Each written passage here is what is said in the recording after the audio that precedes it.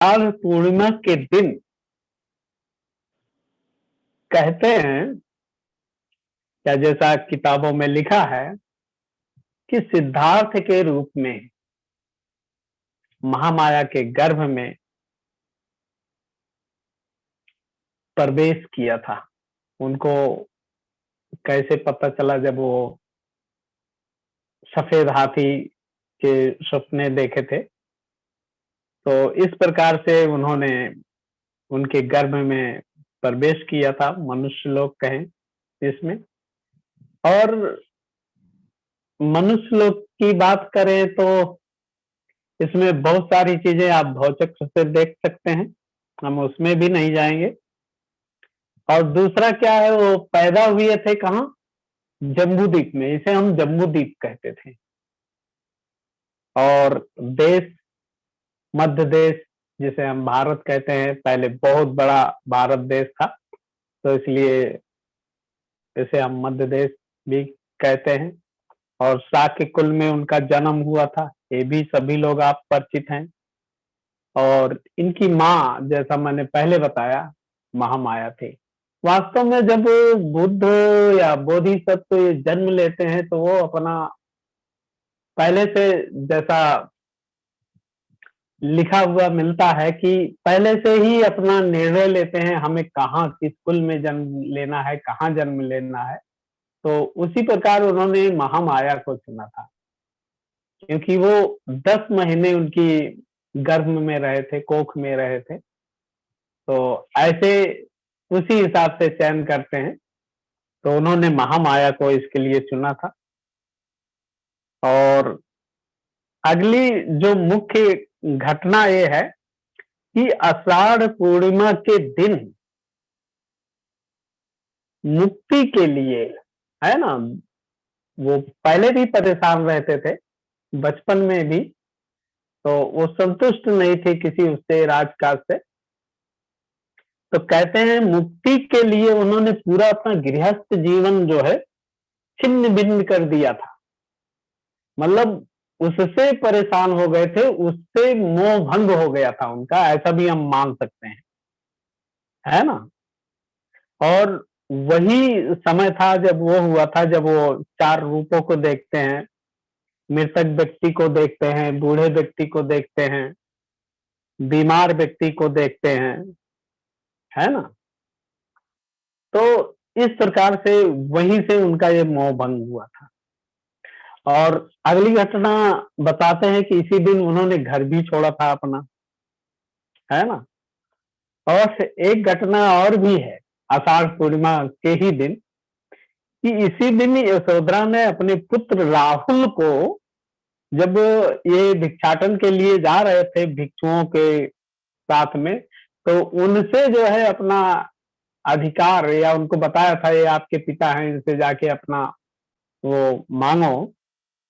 तो राहुल जाते हैं, तो बुद्ध जो है उनको भिक्षु बना देते हैं, आदेश देते हैं, उनके साथ रहते हैं जो भिक्षु, तो उनको भिक्षु बना देते हैं। तो ये आषाढ़ पूर्णिमा का दिन था। तो मैं राहुल के बारे में भी नहीं जाऊंगा, क्योंकि ये लंबी वो हो जाएगी। तो हम कुछ कुछ बातें ऐसे शेयर शेयर करेंगे, है ना। और आषाढ़ पूर्णिमा के दिन, इसी दिन वो क्या है कि संबुद्ध बनकर निर्वाण को, मतलब ये परम निर्वाण त्याग कर बोध वृक्ष के नीचे संबुद्ध बनने के बाद धम्म चक्र परिवर्तन करते हैं 5 भिक्षुओं को। तभी तभी वो क्या मुक्ति का मार्ग बताते हैं। और इसीलिए इसे हम गुरु पूर्णिमा भी कहते हैं। और मध्यम मार्ग जो उन्होंने बताया है, इस धर्म को मध्यम मार्ग कहते हैं, इसे हम अपनाते हैं। और ये पहला उपदेश उन 5 भिक्षुओं को दिया था, या परिवारजक हम कहेंगे, जो इनका साथ छोड़ के आ गए थे, उनको दिया था। और ऐसा धम्म चक्र उन्होंने चलाया था कि जिसको कोई अभी तक रोक नहीं सका है। भले बीच में विलुप्त हुआ हो कुछ कारणोंवश, लेकिन रुका नहीं है, अभी भी चल रहा है ना। तो इसका मेन मतलब क्या है कि संसार दुखमय है ना। जन्म दुख है, बीमारी दुख है, अपनी बिछड़ना दुख, बहुत सारे दुख।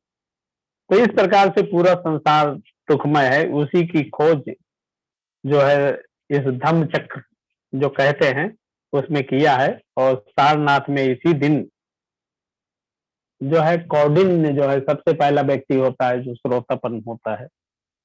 और इसी दिन श्रावक संघ की शुरुआत होती है ना। तो ऐसे बहुत सारे मतलब इसके कारण हैं। और लोग कहते हैं कि यशोधरा का भी जन्म इसी दिन हुआ था, इनकी जो पत्नी थी, है ना। तो इस प्रकार से इन्होंने जब धम्म चक्र का परिवर्तन किया था, है ना, तो इसको हम धम्म चक्र प्रवर्तन, इसका वर्णन है कि देवलोक में 15 ब्रह्मलोक में जब वो ऐसा ज्ञान प्राप्त होता है तो ये सब गूंज उठता है। धम्म चक्र परिवर्तन सूत्र में कहा गया है कि 18 करोड़ लोग श्रोतापन्न हुए थे उस समय। अभी तो हम लोग इतने दिन से लगे हैं, होते हैं कि नहीं होते हैं, बहुत बड़ी बात है ना। इसीलिए इसे गुरु पूर्णिमा कहते हैं। लोग कहते हैं कि इसी दिन साधु संत ज्ञान बताते हैं, संत सत्य नहीं है, इसका सत्य कोई नहीं बताता है। और आषाढ़ पूर्णिमा के दिन इन्होंने चमत्कार भी दिखाए थे कुछ, और फिर बाद में इसको मना कर दिया था चमत्कार दिखाने के लिए। जो गंधम्बे में वृक्ष के नीचे केवल बुद्ध ने दिखाया था, और शरीर के ऊपर तो उस पर हम नहीं जाएंगे, लेकिन ये है इसी दिन का वर्णन है। और आषाढ़ पूर्णिमा के दिन देवलोक में जाकर देवपुत्र बनते हैं, इन्हें देवपुत्र भी कहते हैं। और देवलोक में अभिधम्म पिटक बताते हैं। और अगली बात क्या होती है, वर्षावास जो है, भिक्षु लोग बरसात में बिहारों में रहते हैं, उसे अपना अध्ययन करते हैं, चिंतन करते हैं, आपस में विचार विमर्श कहते हैं, जिसे हम वर्षावास कहते हैं। इसी दिन से शुरुआत होती है वर्षावास की। और पहला वर्षावास जो है ये ऋषि पत्तन मृगदाय वन में जब ये जाते हैं तो वहां पर शुरुआत होती है। और सभी को ज्ञान के लिए इन्होंने धम्म चक्र परिवर्तन किया था, है ना। और इसीलिए आज हम धम्म चक्र परिवर्तन दिन है, ऐसा भी हम मान सकते हैं। और जैसा मैंने बताया, 5 पंचवर्गीय भिक्षु को बुद्धत्व प्राप्ति के बाद प्रथम बार धम्म देशना दी थी। और ये ईसा पूर्व 530 में भगवान बुद्ध ने ये देशना दी थी। इसका महत्व उस समय भी उतना था और आज भी उतना है, जिसकी कुछ प्रमुख बातें आप समझ सकते हैं, उसको बता सकते हैं। और हमारे पास अभी है समय, तो इसलिए हम थोड़ा सा प्रकाश डालना चाहते हैं, जिससे प्रतित्व समुत्पात यानी कार कारण भाव से हमें सम्यक दृष्टि का लाभ हो सकता है। सम्यक दृष्टि आर्य अष्टांगिक मार्ग का प्रथम भाग है। सभी लोग जानते हैं, पढ़े हैं, शिविरों में भी जाते हैं। और सुखों का अनुभव लेना, तो मन सम्यक दृष्टि युक्त होना यह अनिवार्य होता है यदि हमें सुखों का अनुभव लेना है। बुद्ध की शिक्षा जो है अनित्य, दुख और अनात्म, इन तीनों लक्षणों से युक्त है। समग्र जड़ एवं चेतन संसार ये सतत परिवर्तनशील है या परिवर्तित हो रहा है, इसे कोई भी अपवाद नहीं है इसमें। अभी अनित्यता के सभी जो है अनित्यता के तत्व से प्रभावित है। और जो कुछ भी अस्तित्व में है वह सभी संस्कारित हैं।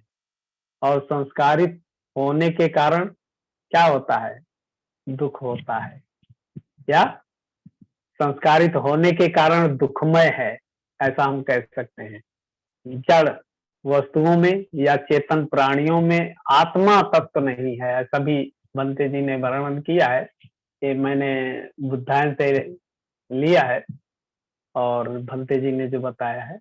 और ऐसा भी कहते हैं स्वयंभू ऐसा कुछ नहीं है, सभी कुछ आत्म तत्व विरहित है, यानी अनात्म है।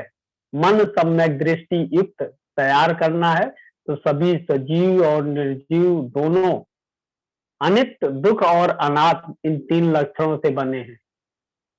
इस प्रकार की धारणा पर बुद्ध ने बल दिया है ना। तो आगे कहते हैं कि प्रतीत समुत्पात, ये शाक्य मुनि बुद्ध का एक सिंहनाद है, जो आषाढ़ पूर्णिमा के दिन से इन्होंने पूरे वर्षावात में बताया। इसे सिंहनाद भी कहते हैं।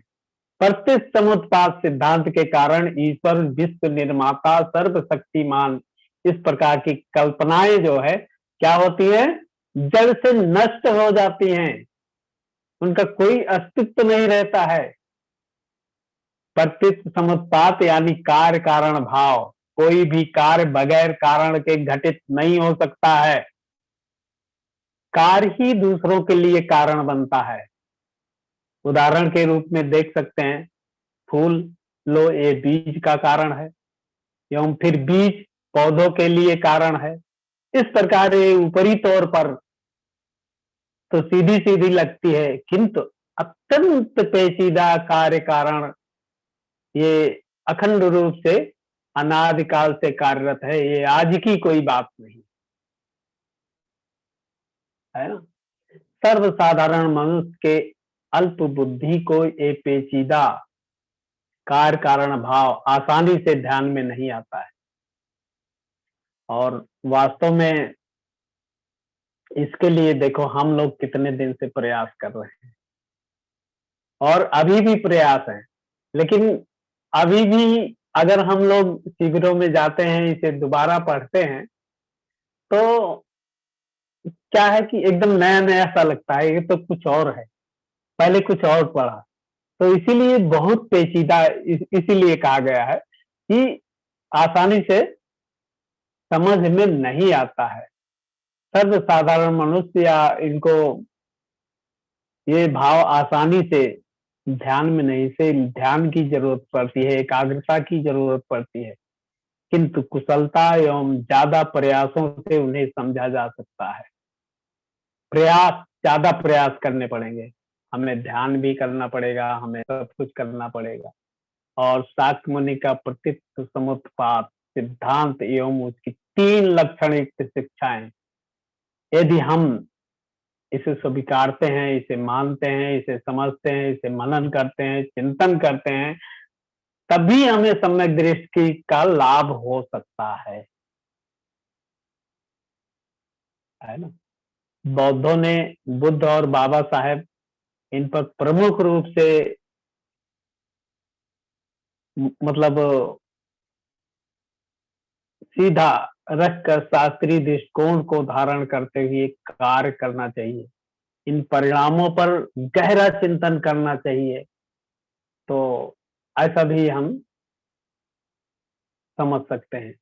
और जीवन को कहते हैं निष्कलंक एवं निर्भय बनाने के लिए ये सहायक होता है। निष्कलंक, निर्भय, जहां भय नहीं होता है, तो उन पर की गई ये अधिक शक्तिशाली होगी। ऐसा हम करेंगे, ये श्रद्धा जो है अधिक शक्तिशाली होगी, और तभी हम उनके द्वारा दी हुई शिक्षाएं बेहतरीन ढंग से कार्य रूप में उतारने का प्रयास कर सकते हैं। पहले तो हमें उनके प्रति श्रद्धावान भी होना पड़ेगा। श्रद्धावान होंगे तो हम ध्यान भी अच्छा करेंगे, कुशल कार्य भी करेंगे, बहुत सारी बातें ऐसे हो सकती हैं। और हमारे आसपास अभी भी बड़े पैमाने में देव, ईश्वर, आत्मा उनके चंगुल में सामान्य जन फंसा हुआ है। हम देखते हैं अड़ोस पड़ोस में, कहीं भी देख लो, हम लोग कितने लोग हैं, या हमारे अपने समाज को ले लो, जो बाबा साहेब को मानते हैं, ठीक है वो बाबा साहेब को मानते हैं लेकिन बुद्ध को नहीं मानते हैं, वो समझना ही नहीं चाहते हैं, लेकिन फिर भी वो इतना वो अपने में वो करते हैं कि नहीं मैं तो बौद्धिस्ट हूं, लेकिन वास्तव में ऐसा हम देख सकते हैं कि अभी भी उस चंगुल में ये लोग फंसे हैं, और उन कर्म कांडों का बौद्धों पर भी दुष्परिणाम हो रहा है, क्योंकि हमारे साथ रहते हैं, तो हमें भी कुछ न कुछ कहीं न कहीं 0.1%, 2% कुछ कुछ परिणाम हमारे ऊपर भी पड़ता है, हमारे बच्चों पर, हमारे परिवार पर, कहीं न कहीं से इसका। और इसी कारण जो स्वयं को बौद्ध कहते हैं, वह भी धर्म मतलब धार्मिक कर्म कांडों में फंसे दिखाई देते हैं। बहुत बड़ी बात है ना? और बोधिसत्व बाबा साहेब डॉक्टर अंबेडकर ने बुद्ध की शिक्षाओं के तत्वों को बताने के बजाय, इसीलिए सीधे सीधे उन्होंने 22 प्रतिज्ञाएं दी थी। क्यों दी थी? इन कर्म कांडों में हमारा जो समाज है, जो बौद्ध बन रहे हैं, वो न पड़े। और डॉक्टर बाबा साहेब की प्रेरणा से निर्माण हुआ बौद्ध समाज 22 प्रतिज्ञाओं के आचरण से धार्मिक कर्मकांडों से मुक्त हो सकता है। और वास्तव में ये सही बात है। अगर हम उस 22 प्रतिज्ञाओं को नहीं समझते हैं, नहीं मानते हैं और नहीं उसका पालन करते हैं, तो बहुत मुश्किल है इससे मुक्त होना। खाली उसको पढ़ लेना कि हम इसको मतलब 22 प्रतिज्ञाओं को, उस 22 प्रतिज्ञाओं में इन धार्मिक कर्मकांडों से मुक्त होने का जो शुरू में उन्हें बताए, लेकिन बाद में जाते जाते पूरा बौद्ध उसमें समाया हुआ है, पूरा बौद्ध धर्म समाया हुआ है। इतनी अच्छी तरह से उन्होंने संकलन किया है इसका। हमें उसको समझने की जरूरत है, पढ़ने की जरूरत है, और परम सुख की दिशा में कदम तभी बढ़ सकता है जब हम उसको समझ सकते हैं। और आज आषाढ़ पूर्णिमा है, यह अच्छा मौका है, ये वर्षावास सब मनाते हैं, तो हम हर साल बार बार इस आषाढ़ पूर्णिमा से इसकी शुरुआत कर सकते हैं, इसको समझ सकते हैं, जान सकते हैं, कितनी अच्छी बात होगी, और आगे बढ़ सकते हैं। और इसीलिए आज के दिन हम धम्म चक्र परिवर्तन, ये आषाढ़ पूर्णिमा का दिन जो है, वास्तव में हम लोगों के लिए बहुत महत्वपूर्ण है, और हम सभी लोग प्रतिज्ञाबद्ध होके इस पर कार्य कर सकते हैं, चिंतन मनन कर सकते हैं, समझ सकते हैं। अभी भी समय है। कहते हैं कि जभी से जागो तभी सवेरा, ऐसा नहीं है। जब जाग जाओ तभी सवेरा है, कोई बात नहीं है। कोई पछताने की कुछ नहीं हो पाया है या अब क्या करेंगे, ऐसा सोचने की जरूरत नहीं है। हम कभी भी कर सकते हैं। बहुत अच्छा मौका है, और आज से हम प्रतिज्ञाबद्ध होने की का निर्णय भी ले सकते हैं, है ना, बहुत अच्छी तरह से। और इस प्रकार से हमें पुण्य का भंडार जमा करना है, शीलों का पालन करना है, उपोषित करना है ना, दान करना है। ऐसे बहुत सारे कार्य हैं जो हम कर सकते हैं। हमें ध्यान करना है, रेगुलर नहीं करते, रेगुलर करना है, और इन तत्वों को हमें समझना है। जब ध्यान करेंगे तभी हम समझ पाएंगे, एकाग्र होंगे तभी हम समझ पाएंगे। ये बहुत आवश्यक है, और मैं इतना ही कहूंगा इस विषय में। और क्या है कि आज आनापानसती ध्यान है, सभी लोग जानते हैं, और आज आषाढ़